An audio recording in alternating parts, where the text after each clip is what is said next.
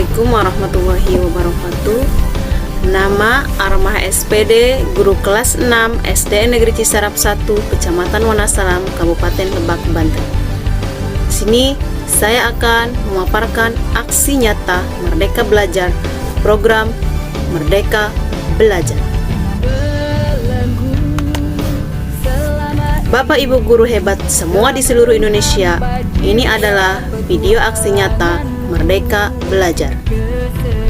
Izinkan saya menyebarkan pemahaman Merdeka Belajar. Pertama, mengenali dan memahami diri sebagai pendidik.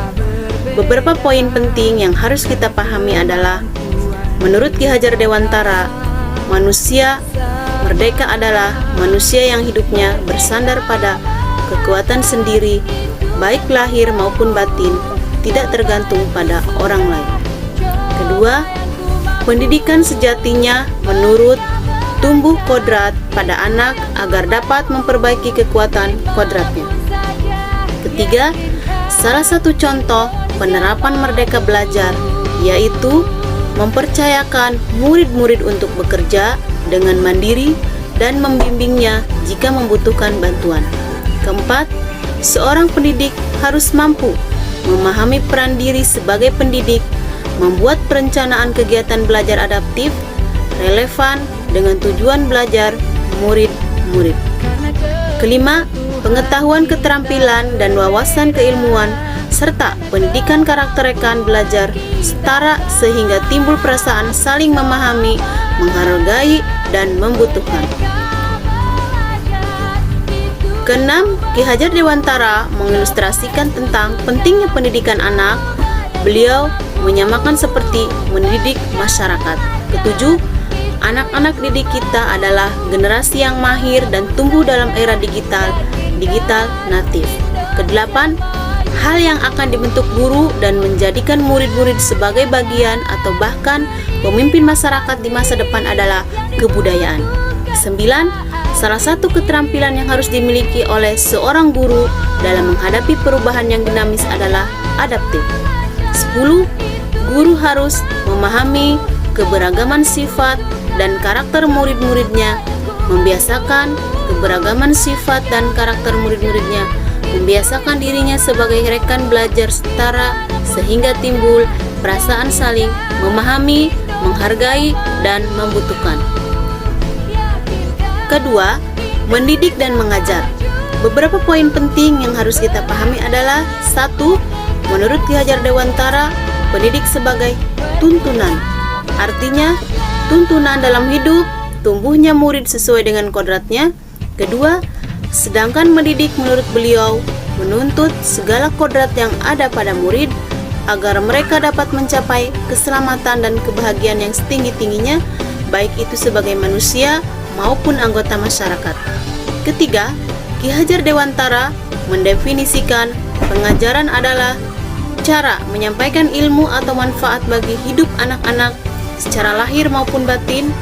Pengajaran adalah salah satu bagian dari pendidikan.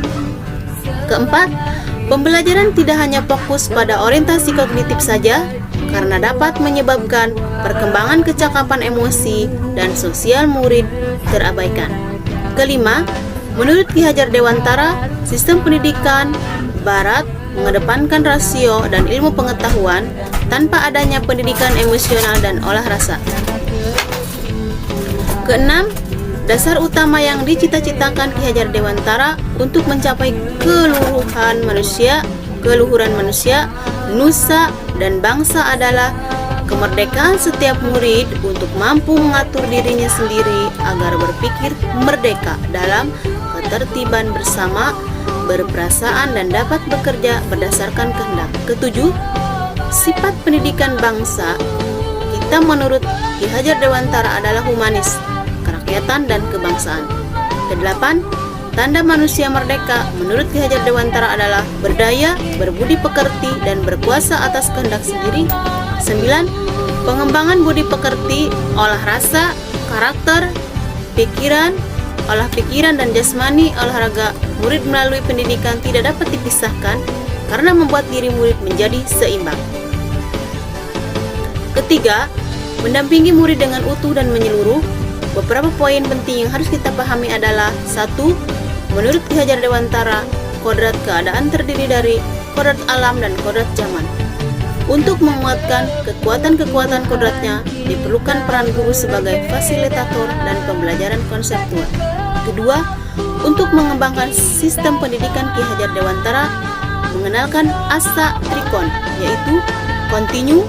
Pengembangan yang dilakukan harus berkesinambungan, dilakukan secara terus-menerus dengan perencanaan yang baik.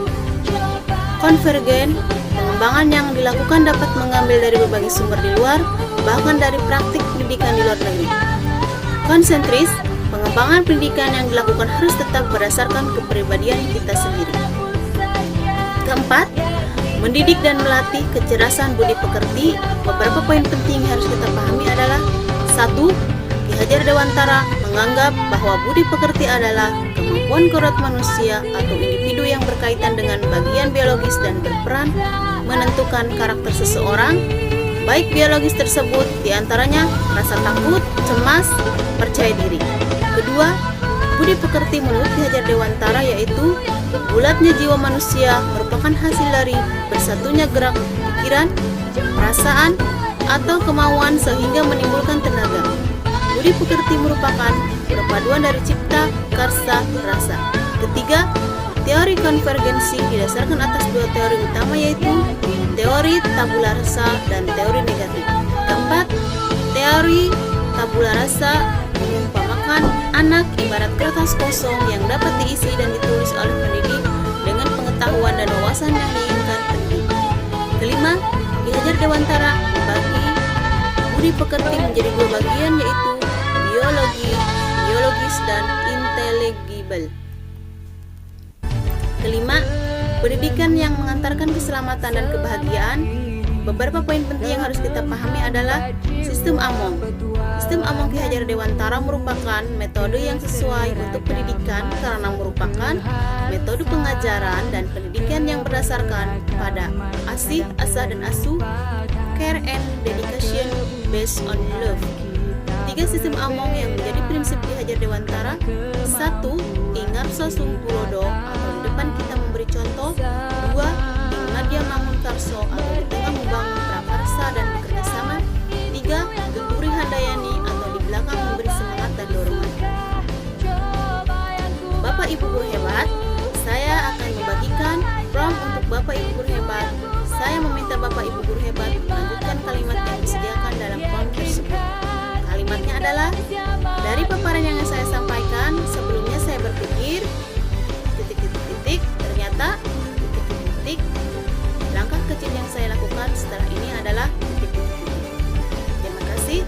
Itulah hasil pemaparan dari saya. Assalamualaikum warahmatullahi wabarakatuh.